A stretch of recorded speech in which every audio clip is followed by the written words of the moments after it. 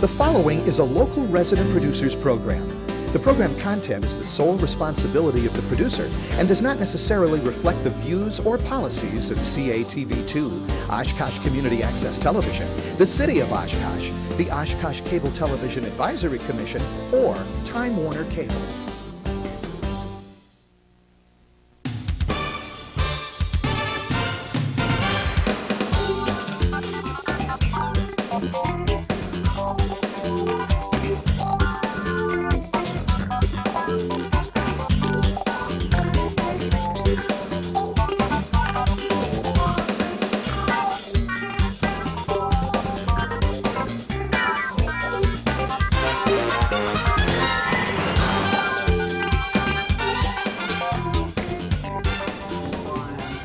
Hi everyone, welcome to another edition of Eye on Oshkosh. I'm Cheryl Hentz along with my co-host Tony Palmeri.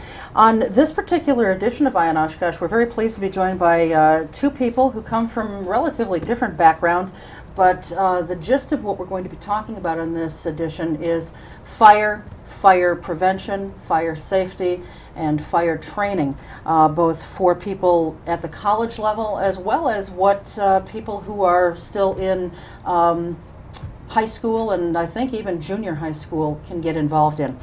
To my left is someone that I think most people in the city probably recognize, our own fire chief of the Oshkosh Fire Department, Tim Franz.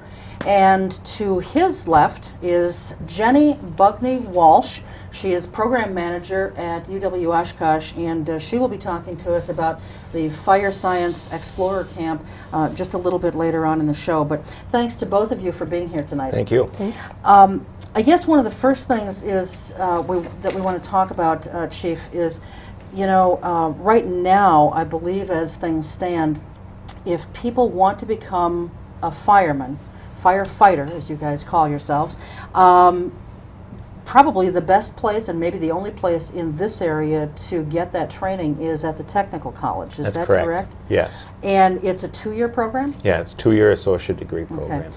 But UW-Oshkosh is looking at starting a bachelor's degree program for fire and emergency personnel. Now, from what I understand from them, this wouldn't happen like the next school year or anything like that. But why don't you tell us a little bit about, how this idea even came to be? We had some contact from the university and is working with Joanne Conkle, and she brought up the concept of the idea that knew that there was an associate degree available that would a bachelor's degree be appropriate for firefighters? Was there a need in the area or in the state for that? And I got very excited about that because I graduated from Fox Valley Technical College, and when I looked to pursue a bachelor's degree, I had to look out of state for that because there were no degrees in fire protection, fire science, a bachelor degree level on that. So the closest schools that provided that were Southern Illinois University or where I went, the University of Cincinnati. And would there be any interest, or what would the advantages of that be, or would there be a value to the fire service for that? So that's where the discussion started, and we put together a study group of fire chiefs and some people from Fox Valley Tech, and that's where the idea started. Is there a benefit to having a 4-year program as opposed to a 2-year? The 2-year program right now, where we get our people, and actually it's almost a 3-year program because the third option year is paramedic, is that it brings in the technical skill side of it, the technician part of it, but firefighting and operations of fire departments have really gotten a lot more complex. They're a little more diverse. There's a lot of things we do besides just go to structure fires. And just like any other businesses also around, or with government, that things are more complicated with personnel issues, legal issues, and the more technically complex things get, managing those folks gets a little more difficult. So we need to have people that have bachelor's degrees with the management skills that come into it to help us manage the folks that we have to provide all of these services, so that there's a great need. And the surveys that we put out throughout the state really showed that also, that there was a great interest in it. Okay. Is there going to be a requirement for firefighters to to get this education? From an entry-level perspective, I don't foresee that within the next 5 years. Potentially, further down the road. I can give you one example. The National Fire Academy right now, and to get into just to be able to apply for their executive fire officer program, you need a bachelor's degree just to be able to get into that. So, education's being much more recognized in the fire service now than it was. It's really changed a lot in the last 10 years, but dramatically over the last 20 years. UW System Market Research Group did a survey of fire chiefs in the state of Wisconsin, and it probably comes as no surprise to you that of the 3,150 firefighters that they looked at, fire chiefs like yourself reported that 90% do not have a 4-year degree. It's interesting because I understand what you're saying about how things have become more complicated, and you're doing a whole lot more than just fighting fires.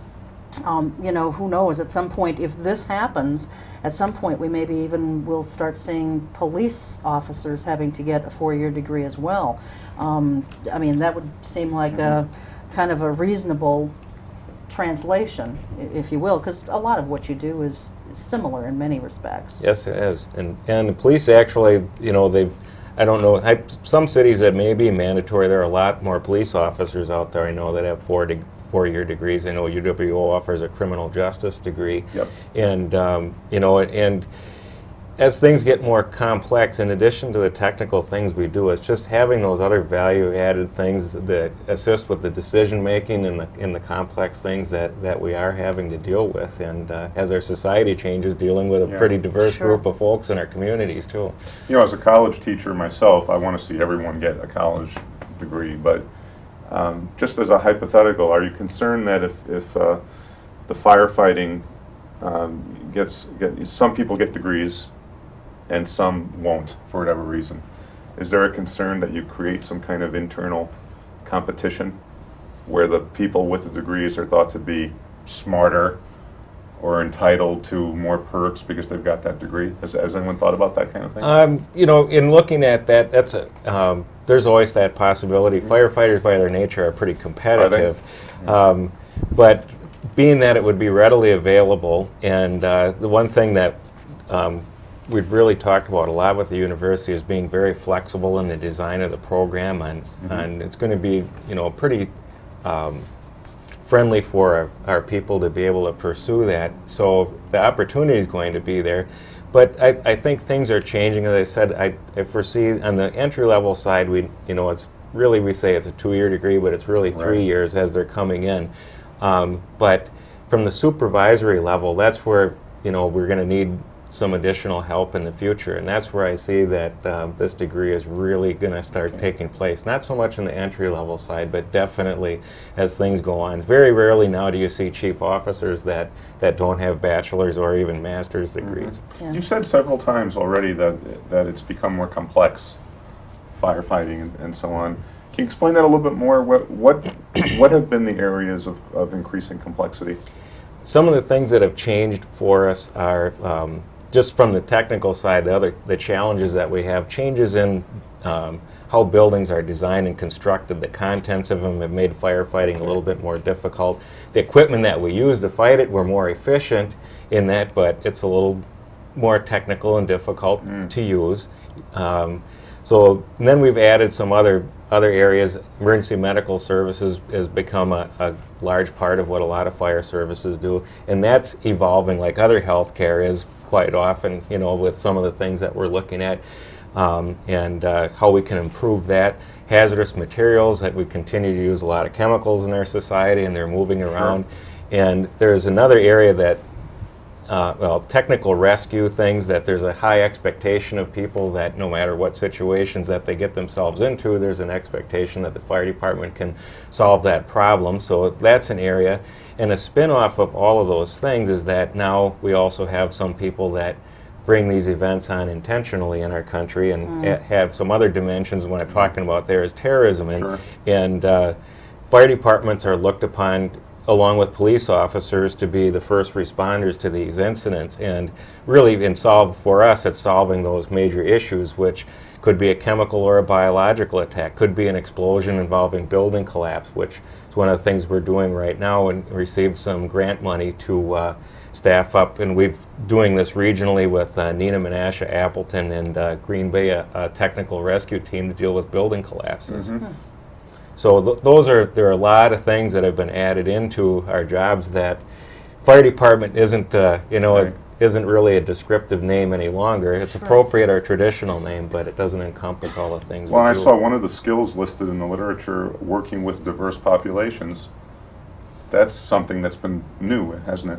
Yes, it has, and it's appropriate because we're a community service, so that service should reflect what the community looks like, and so you have a diverse group of people, so that brings some challenges, especially with firefighters. That it's a little different than some other occupations where a third of the time they live together. So have a lot of reliance on each other. It's quite a team effort. So there's going to be issues in having to deal with that and make that work well.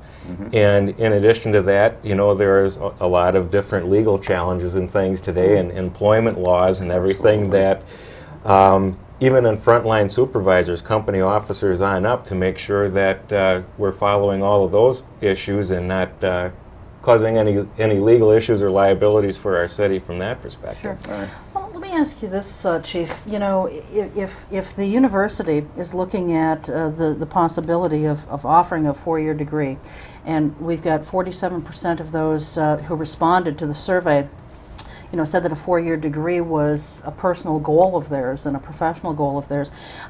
You're working in concert with Fox Valley Tech, which I think is great because, you guys, they're competing schools. Yeah. You guys certainly realize that. Will they then, at Fox Valley Tech, ramp up to offer a 4-year degree? And if so, will we see the 2-year degree just eventually fall by the wayside? I don't think so. I think our long-term outlook on it is that they'd continue to work in concert, that Fox Valley Tech would carry out the first 2 years, and then folks will move on here to Oshkosh and finish out their degree. The credits would just transfer, they'd start there and then pick up here. Could they Yes. just start at UW-O and do the whole 4 years here? Not for this particular degree that we Okay. looked at. That would be that they could probably do their a lot of the general ed things here at UW-O, but having to take some of the other classes, the core classes at Fox Valley Tech. All right. Well, certainly, firefighting, I think the interest in firefighting starts for a lot of kids at a very early age. I know for a lot of the kids I've babysat for or have in my family, some of them are interested in firefighting. And I guess that's where you come in, Jenny. You have a Fire Science Explorer Camp that is offered through the university, the Department of Continuing Education and Extension, correct? Why don't you, I know we've got literature here, but I always like the guests to be able to explain, what they're doing and what they work with here. Why don't you give us some sense of what the program is and who it's for, that Okay. kind of thing. It's for young people who are ages 15 to 20, Okay. men and women, and as Chief Franz mentioned, one of the major goals is to make our communities more representative of the people who live and work there. So we really are trying to encourage more women to apply, more females, more people of ethnic minorities. So that's been a big push. This will be the second year that we're doing it. We did it for the first time last year with a general fire science career exploration camp. And we had 42 young people attend, and we actually had a waiting list, so we had to stop it at 42.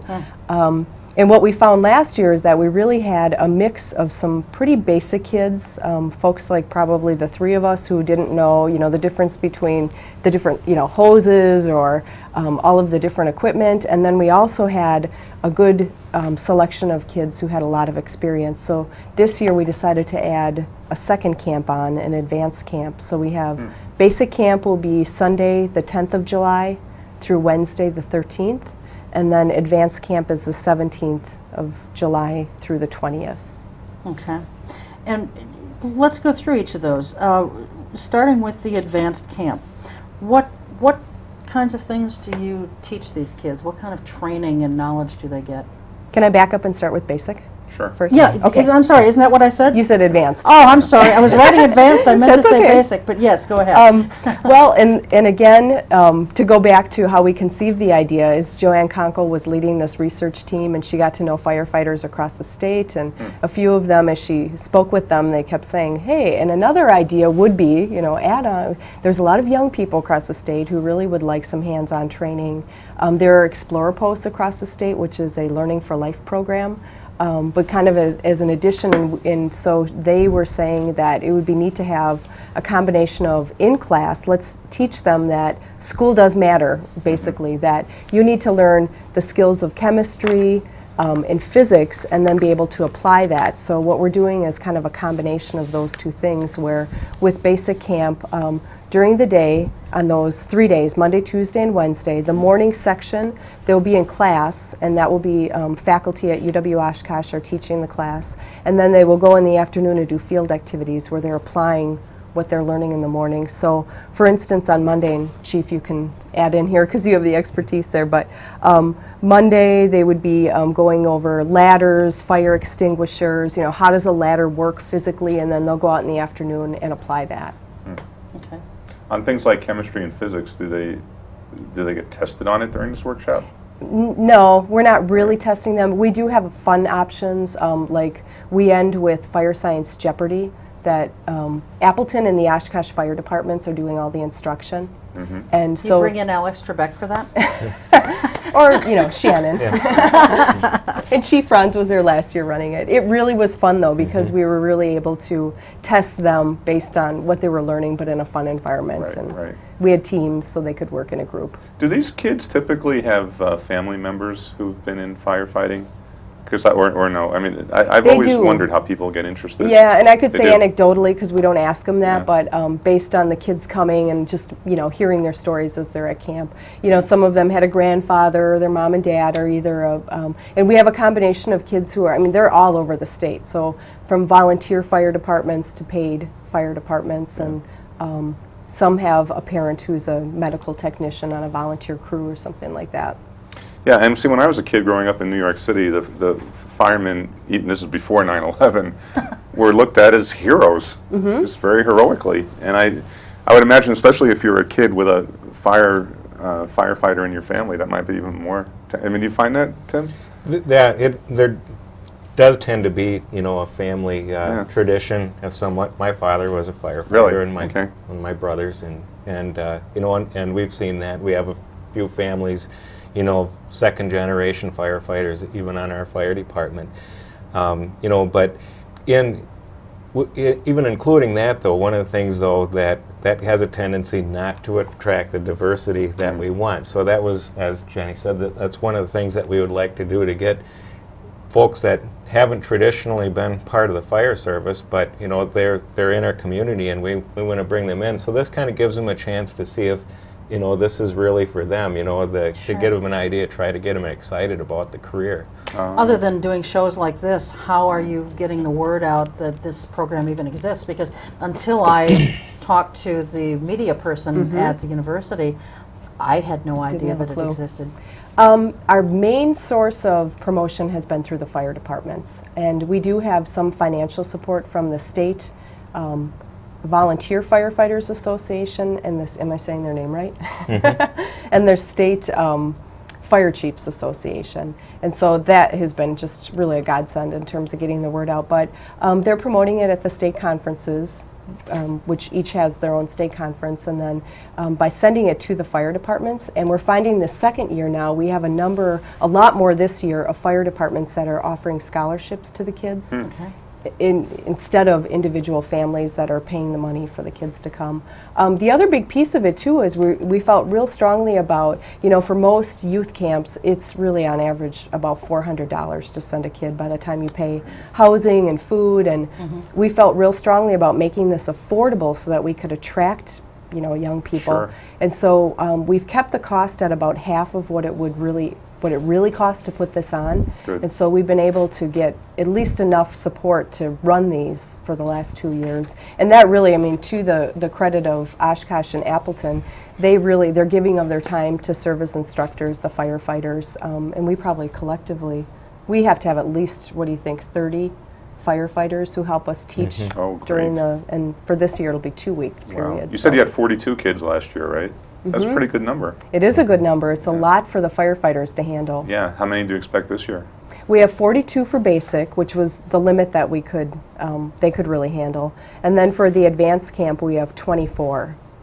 And we had to go with a lesser number because of we're doing a lot more field activities with them, and it'll be a lot more time that the instructor will be needed with each We're taping this on June 23rd. 23rd. Are your slots already filled? They are. Oh, okay. So if people want information on this, they can contact you for 2006. Okay. Summer 2006. They can also come out. They can call our office and come out and see any of the activities just to get an idea of what we're doing. Okay. The advanced. Now we'll do the advanced, Jenny. All right. Tell us about what these kids are going to be experiencing in the advanced camp.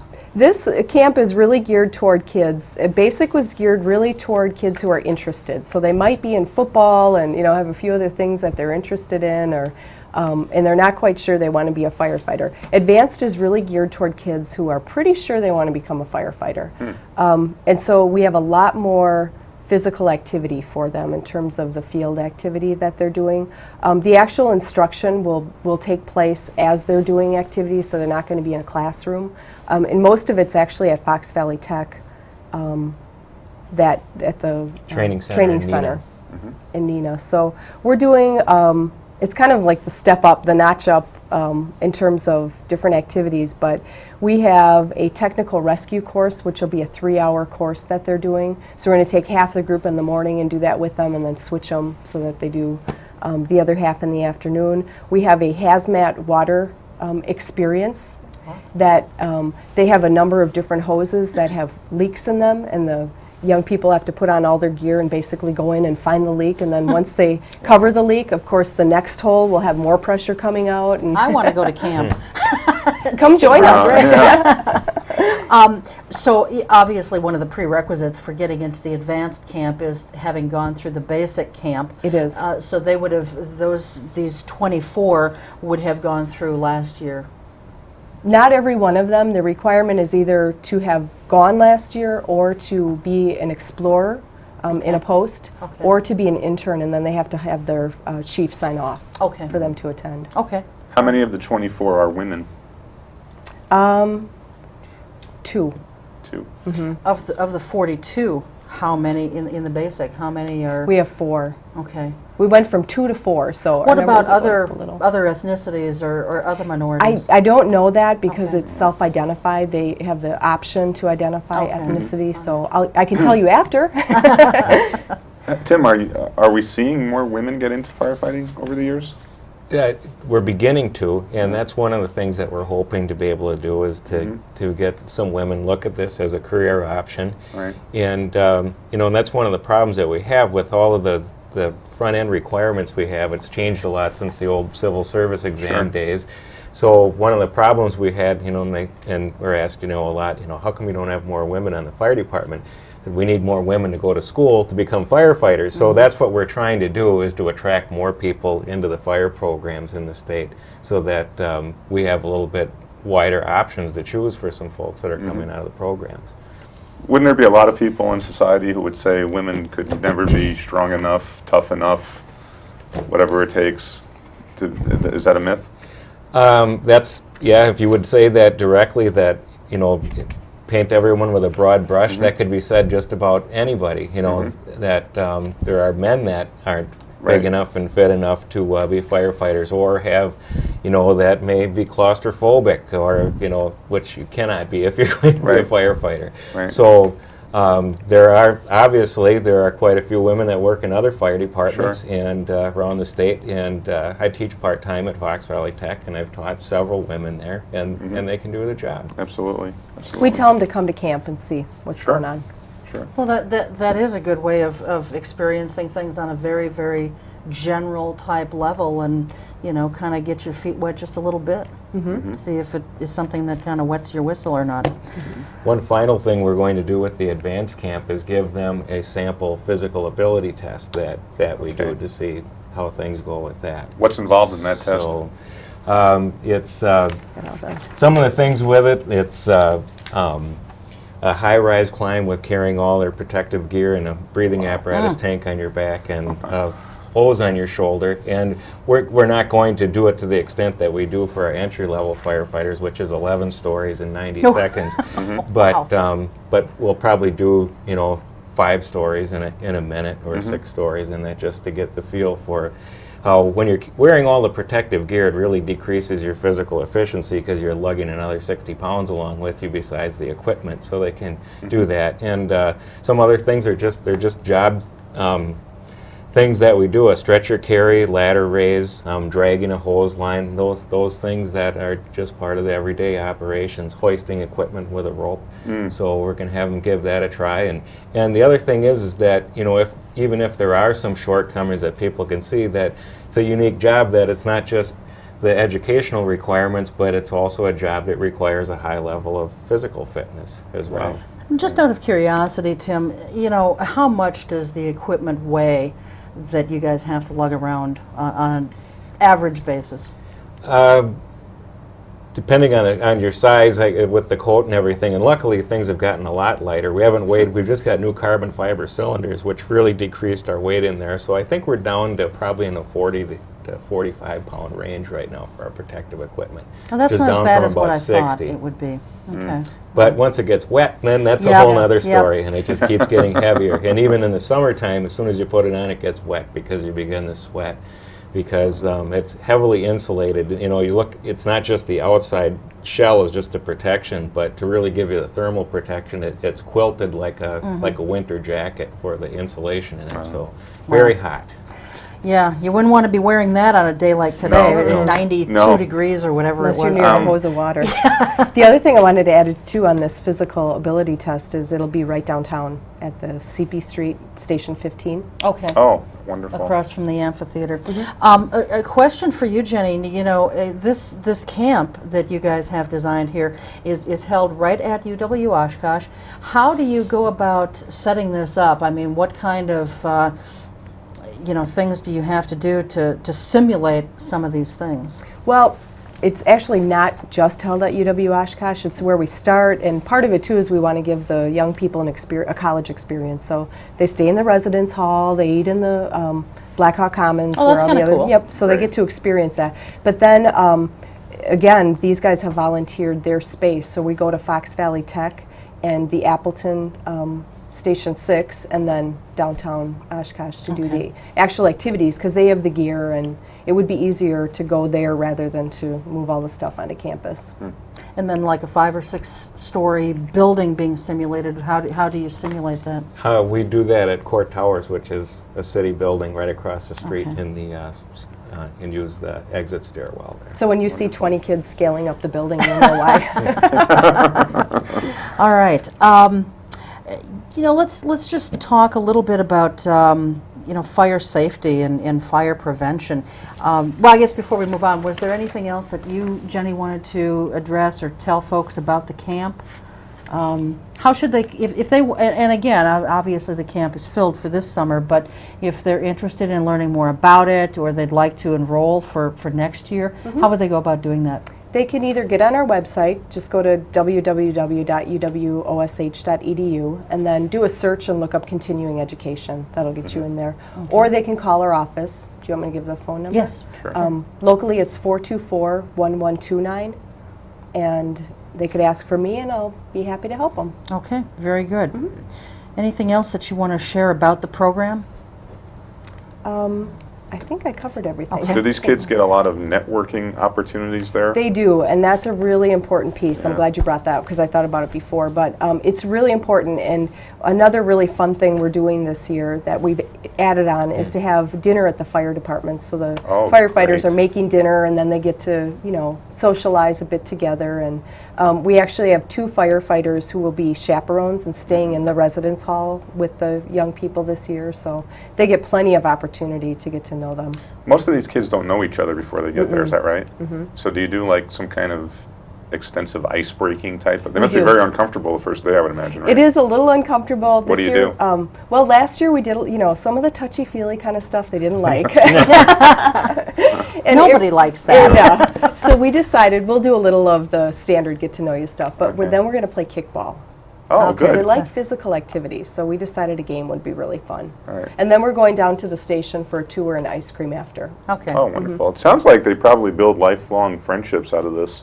They really do. In would fact, the think. group last year, a lot of them have stayed in touch and email each other and have a lot of fun. How did the idea for this this concept start? I mean, is this done in other communities at universities, or? No. Do you know of any? Lacrosse had a program, and but it was on the far side of the state, and there was some interest in it. And one of the gentlemen from the Wisconsin Firefighters Association, Steve Kraus, approached everyone on this idea, and we came together and see if it could happen, and had some discussions. And I think it took us about a year, I think, to get things planned out. Well, and continuously now throughout the year, the planning. So, and it went very well. And I have to give a lot of credit also to the Explorer organization of, division of, it's a division of the Boy Scouts that really helped put this together too, and underwrites a lot of the liability and things with it as well. They help us with that. What do you mean underwrites the liability? What do you Actually, in this program, for this time period, they actually, if they aren't already explorers, they're explorers during this time period, so they're insured for through the event. Okay. Fire safety in general. You guys, as we've talked about already, you guys as firefighters are doing so much more than just fighting fires. I think a lot of us have some general sense of the various things that you do, but you guys are really involved in a lot of stuff. Why don't you give us some overview of the various things that a firefighter does these days? Well, our mission statement that we have is to prevent, respond, and minimize, essentially, the situations that cause harm in our community. So I'll start on the prevention side of things. Even our fire companies and paramedics and the ambulance that we have in the stations, prevention is our #1 business, and that also includes public education. So we use our on-duty fire companies to actually carry out fire inspections of everything from a 3-family dwelling on up gets inspected in the city of Oshkosh. So we have about 6,000 inspections we do a year. So that keeps us fairly busy. And that's from the code enforcement perspective, to make sure that we can put any kind of engineering controls in place to keep fires from happening, and if they do, to make sure that people can get out safely. And and then there's the building plan reviews and things that go with the buildings being put into place to begin with. Then another opportunity then is the public education piece to that when they're out there, because no matter what we do with all these other engineering practices, there are still the human behaviors that cause us to try to get people to understand things. And one of the challenges we have as our society's evolved, fire doesn't play a big role in our lives anymore because it's so controlled. So in those few times where we do work with things that are hot or open flames, we have some problems, especially if we've got a juvenile fire problem. So that's one of the things that we also do, and we have a full-time public education person that also does counseling with juvenile fire setters. Also on the prevention side, it's more of a pub ed thing, but home safety, we're delving into that a little bit more, because we do emergency medical services, and we're trying to do what we can to prevent home accidents, especially we're putting some special emphasis on the elderly, because they're really prone to having accidents in the home, and they're not as mobile and things like that. And younger folks, we're working with the police on Safety City and right now, and just bicycle safety, things like that. And from the response side of that, also doing a lot of CPR and first aid training in community that we do just to groups in general. And we're seems to be a high demand for it in the commercial industrial areas right now. We're doing a lot of that. Then from a response standpoint, we want to be prepared to respond, so we train. We train all the time. That's one of the things why education is so important, is that we need to have people come in with their feet running to keep them up to speed with all those things that we're doing. We have a lot of mandatory training requirements that we have, which that fills up a great deal of our time between both the continuing ed for our paramedics and EMTs and a lot of things with firefighting that we have that are mandatory. So we're pretty busy with that. And those, everybody says, what do you do in between emergencies? Well, we're inspecting and we're training, and then the emergencies come along. So what kind of training do we have to do, or what we prepare for? Obviously, fires is what the traditional things that we've done, and a lot of different types of fires, structure fires, car fires, things like that. Even car fires getting more complicated than they used to be. We have hybrid automobiles right now with batteries and high voltage systems in it, and recognizing those problems. And I'm sure a few years down the road, hydrogen fuel cells to deal with, no doubt. So we respond to fires and fire alarms. Well, we still get a fair amount of false alarms. We're working on correcting some of those things. What's the penalty for a false alarm? The first one there isn't a penalty on, but then subsequently after that they start at $25 and they go up incrementally, and we cut it off in a year period of time. So if you have a false alarm in a year, but then a year and a half or 2 years down the road, you have another false alarm, that's a freebie too? Right. Okay. Yeah. So we've had people correct those problems pretty well. And it's mainly when it's a true system malfunction, that it wasn't, with weather like this, there's going to be problems with alarms between the humidity and the heat. That we don't count that as a false alarm. Okay. It's when it's just a faulty Let me ask you system. this, a little personal question here, my own personal question. I've got a security system in my home, and I have a duplex that I rent out the other half, and one of my tenants a year ago, so I'm safe here. But this is what I want to know. They were cooking, and it happened to be while I was taping this show, as a matter of fact, and the food burned, set off, as part of the security system, there's a smoke detector, and set off the smoke detector.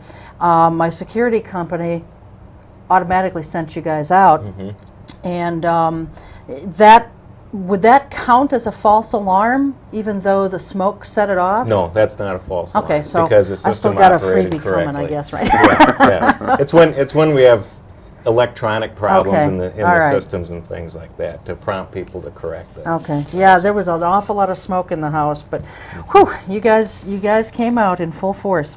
Home fire safety. Now, you just finished a home fire safety week, I guess, from what I understand. And there are a few components to home fire safety. One is planning ahead, one's practicing prevention, and the other one is what to do if there is a fire. Why don't you, just kind of briefly tell us, some of the aspects of these various components? Now, planning ahead, everybody assumes they're not going to have a fire. That's one of the difficult things, to get people to do that. Some of the planning ahead things that you need to do are to have smoke detectors in your house, or alarm systems, or if I could really have things the way that we would like, I think every building should have sprinkler systems in them, but that's not going to happen, in the very near future. But those are great, and working on trying to promote those in even residential occupancies. And the other thing is to have a plan.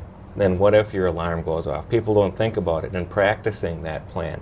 And it's people will behave when the alarm goes off, just like the way they were trained to do. So if they're trained to ignore it, so that's why fire drills are so important.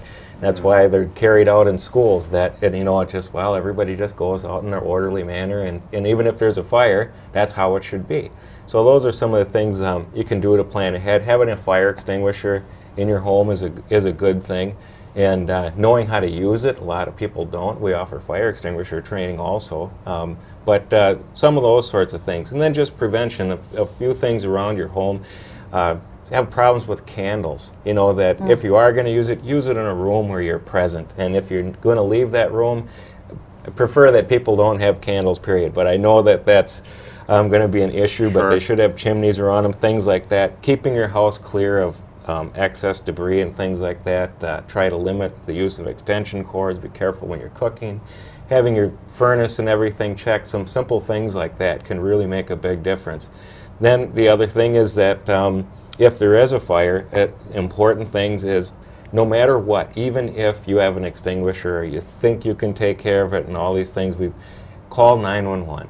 You know, it's like get out of your house and call 911. We've had, you know, a lot of problems where the fires get a lot worse, and fires, they're a chemical reaction. For every 19-degree rise in temperature, a chemical reaction doubles in size, and that, you know, and fires are no different, and you know, it can make a huge difference, and especially with the materials that are in homes today, the time from ignition to flash over can just be a few minutes.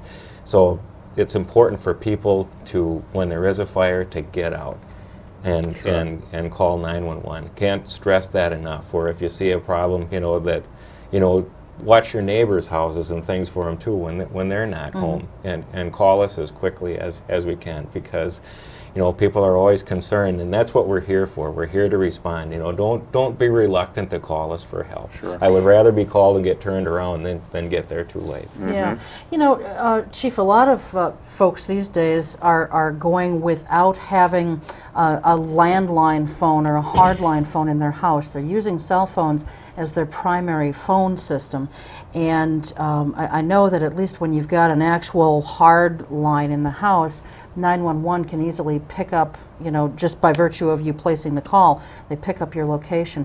What progress has been made with respect to being able to detect where someone is if they're calling on a cell phone? Some of the equipment is supposed to be starting to be installed this fall, I understand, in the comm center to work on locating cell phone calls. So I don't know for certain, but I would expect that within the next 6 months to a year that they should be able to begin locating cell phone calls.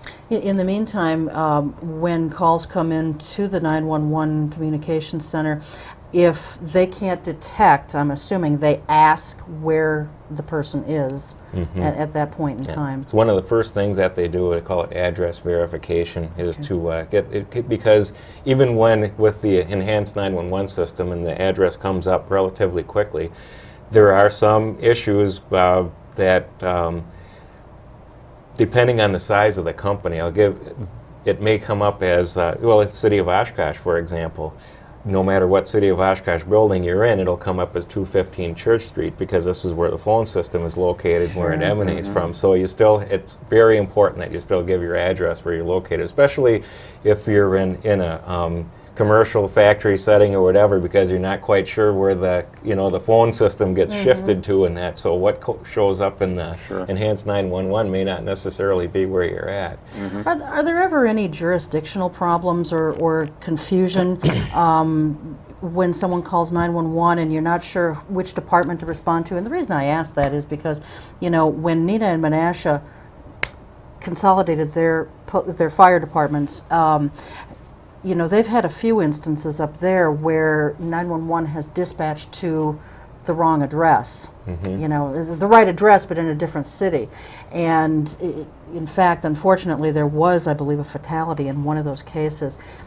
Purely an accident, and I think some of the problems had to do with SBC Ameritech, if I'm not mistaken. But you know, their boundaries are so weird up there that you never really know for sure who's supposed to be responding to such and such an area. Are there any problems like that here with respect to like the town of Oshkosh and the city, or is that pretty well delineated? There are areas where the boundaries are very jagged, but the 911 system actually uses the GIS system to determine which areas, who responds to what. But sometimes with intersections and things like that, or what, you know, or if the person from across the street calls for a fire, that, you know, that you can have a situation where a home across the street isn't in the city and the one where they're calling from is. But it doesn't matter. We're going to respond, you know, if we have a good working relationship with the outlying fire departments around the city. And if we get there and we discover that it's, you know, in the township, we're not going to get there and say, well, that, you know, that fire's not in the city, or vice versa. We'll still call them, and we may end up working together or transition, you know. Tim, can we talk about hazardous materials for a couple of minutes? You recall, and you handled this just tremendously about 3 or 4 years ago when we had the chemical spill that required evacuation. Hydride. Hydride chemical. Yep. That was about 3 years ago? 2001, I Okay. believe it was. Or All right. 2000, yeah. Since then, is anything different being done? I mean, are we always just close to that kind of thing happening? What has happened since then? Well, that was, one thing with that particular chemical, it's no longer shipped by rail, and that was... Oh, is that right? Okay. Yeah, it's no longer shipped by rail. And that may have been some of the issues because... Because of that event?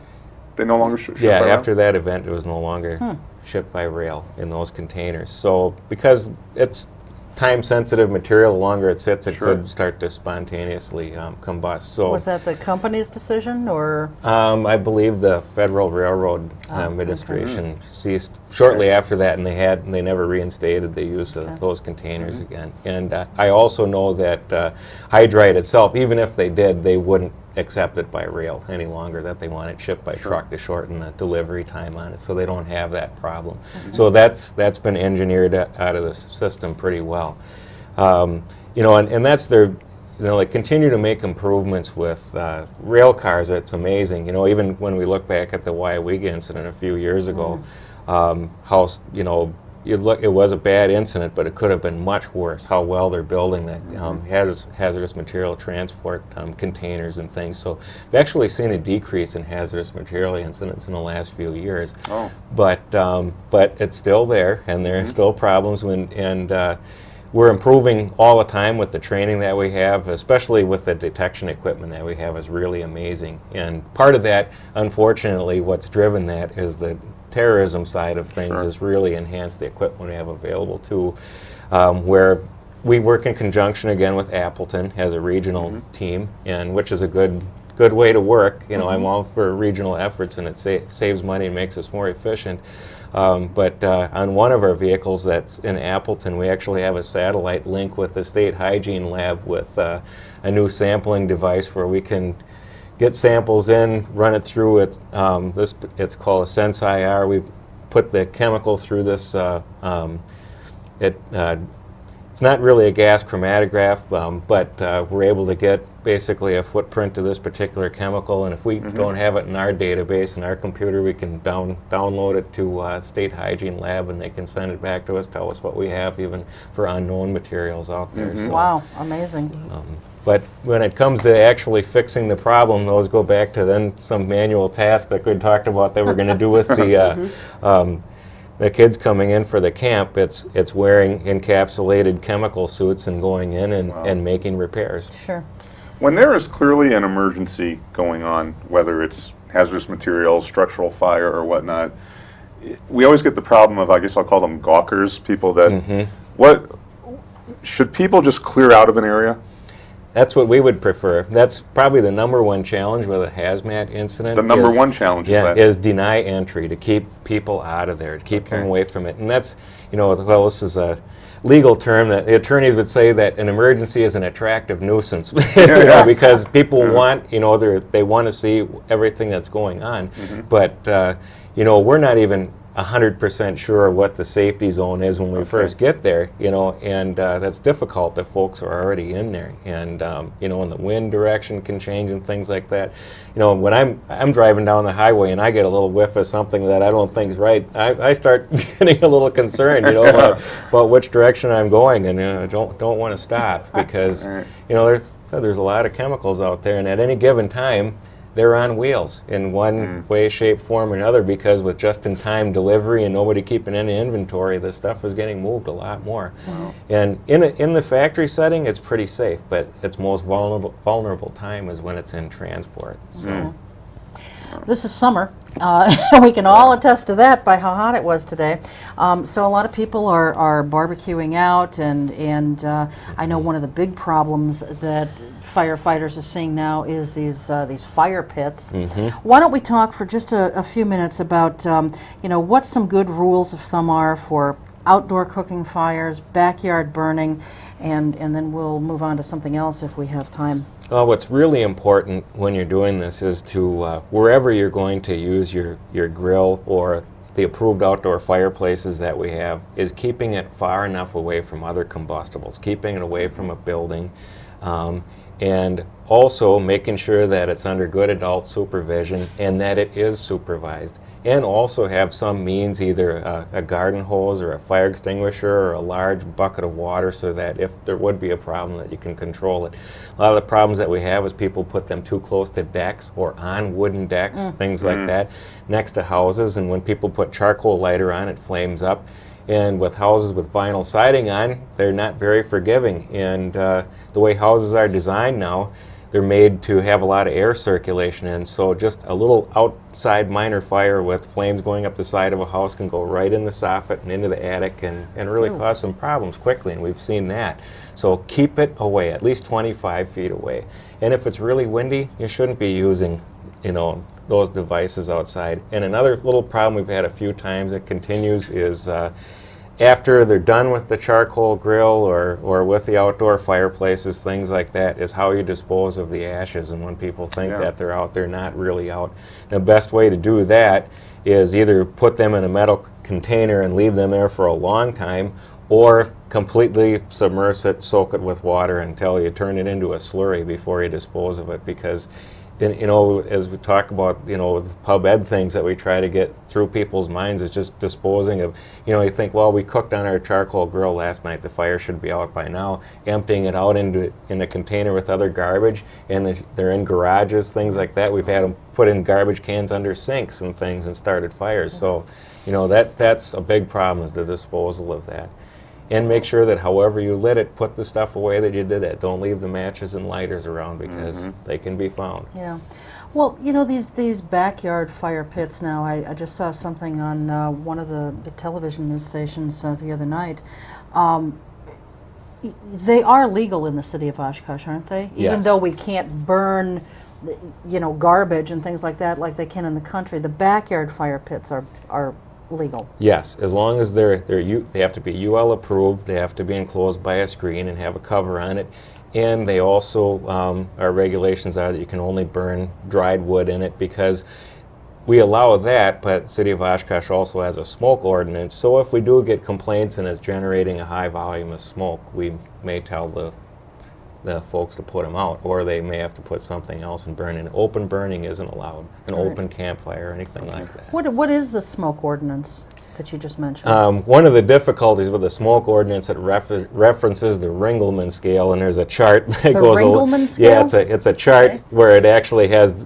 You would hold it up and you determine the density of the smoke and things like that. But we just use our judgment for the most part on that. If someone's burning leaves and there's a huge cloud of smoke, filling someone's yard next to them, and realistically, if people are, the problem usually is according to what we have in our regulations, they're not burning the appropriate material. They're burning leaves or paper or garbage. If you're burning wood, you're going to get a good, clean fire. Okay. Earlier, you mentioned juvenile fire. Is this accidents, arson? Accidents. There's natural curiosity with everyone about fire. Otherwise, we wouldn't have these outdoor fireplaces. Sure. People like to watch fires, and young folks have that natural curiosity, and unfortunately, at times haven't had been taught correctly, or had a real negative experience that's taught them the hard way on the dangers of fire. And there's problems with kids not being supervised and things like that, especially now this time of the year with fireworks and things like that. Kids definitely shouldn't be doing anything with fireworks if they're not supervised. And so we have them out experimenting with fire. And sometimes it's at home, sometimes we find it in unusual places, or playing with candles and lighters and matches and things like that. And it's not I don't think that in the majority of cases they don't intend on causing any destruction or harm, but unfortunately we've had some incidents here with some pretty bad outcomes. And some kids getting some pretty severe injuries playing not only with matches but with flammable liquids as well.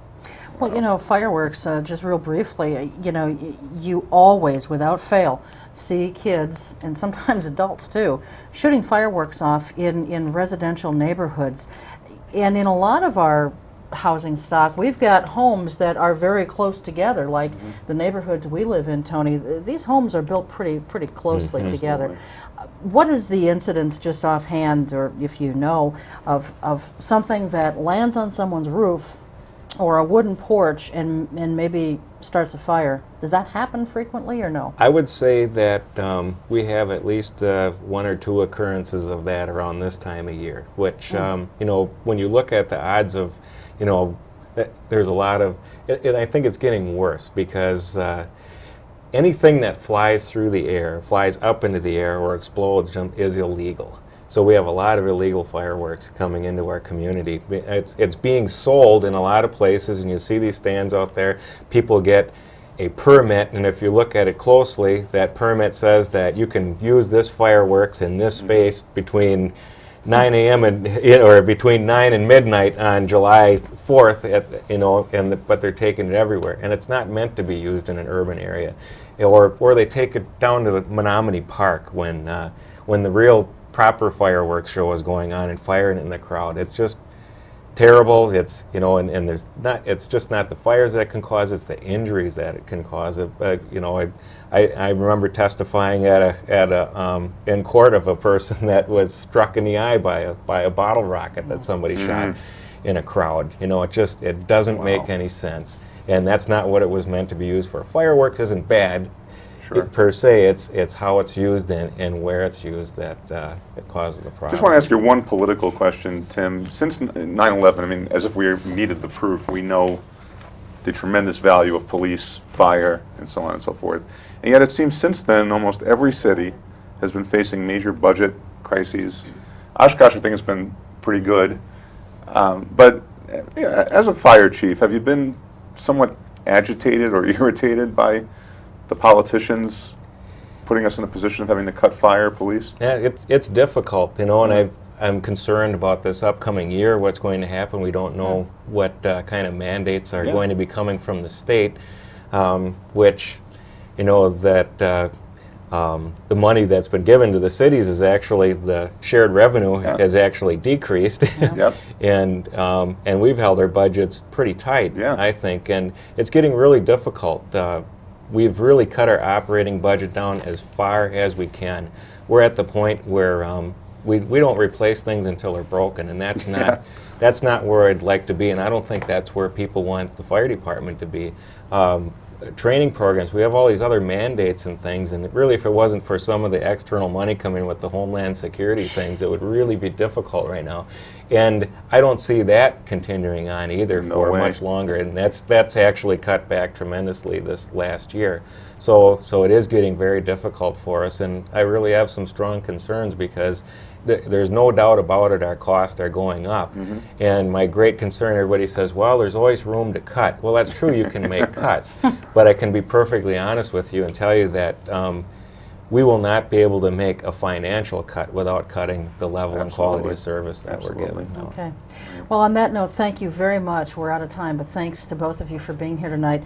And if you want more information on the Fire Science Explorer Camp for next year, please give Jenny a call at 424-1129. Thanks again to both of you. Tony, thank you. And most of all, thanks to you for letting us into your homes for the last 60 minutes.